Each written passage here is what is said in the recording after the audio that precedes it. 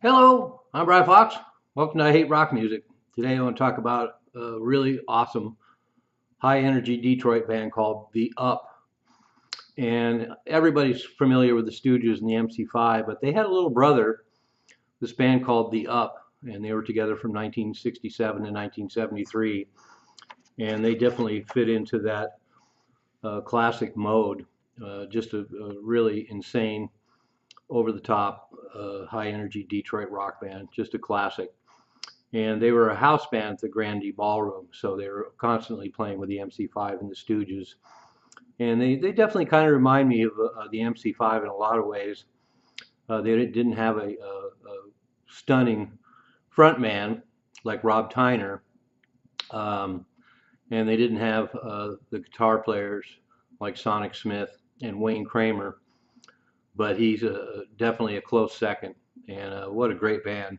Frank Bach on vocals, Bob Rasmussen on bass, Gary Rasmussen in the band as well, and Vic Perino on drums in 1967, and then he left, and Scott Bailey came in on drums in 1968, and a great four-piece, and just like the MC5, pretty high energy vocals, not as great as Rob Tyner, like I pointed out, but he gets the job done, and in his best moments, he's quite good.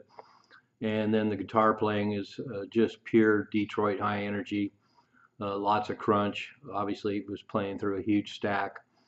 And I have to say that pictures of them, like the one I posted in this video, they had the look, and a great band. Unfortunately, when Elektra came to town, they signed MC5, they signed the Stooges. They got the Stooges for practically pennies, just a package deal with the MC5 and the Stooges. It's really a shame that the Up didn't get signed as well. They did manage to put out a couple local 45s in 1970. They put out Just Like an Aborigine back with Hassan I Sabah. And then in 1971, because they were living in the same commune with the MC5 and John Sinclair, the White Panther Party's leader, who was put in jail. And so they released a single called Free John Now, back with a prayer for John Sinclair. And fortunately, there has been a record and slash CD that were put out, and shows that they definitely did a lot of covers.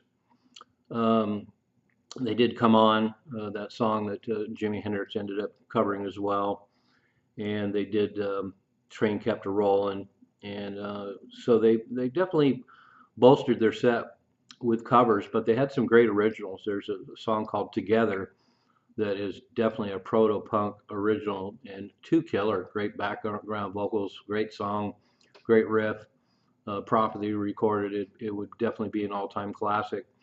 And they had a bunch of originals, just like Aborigine was kind of a local hit, and I Don't Need You, Never Say Die, Sisters, Sisters, and then of course um,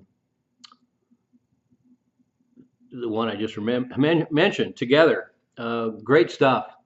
So it would have been awesome to have a studio recording from them, but we have a collection of, let's see, 13 tunes, and they're just killer. And a lot of it's recorded okay, so we definitely get a feel of just how crazed and over the top they were. And as I pointed out, they definitely got the look.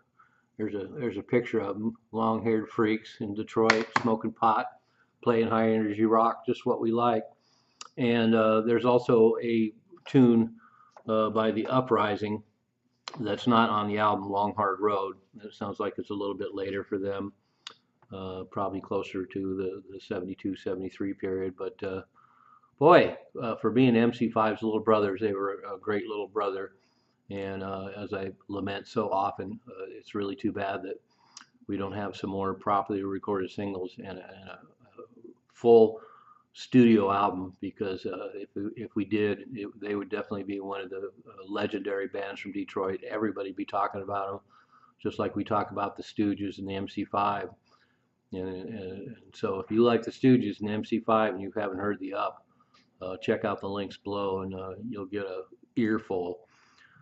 Oh man, I wish they had a studio album. I'm Brian Fox. Thanks for watching I Hate Rock Music.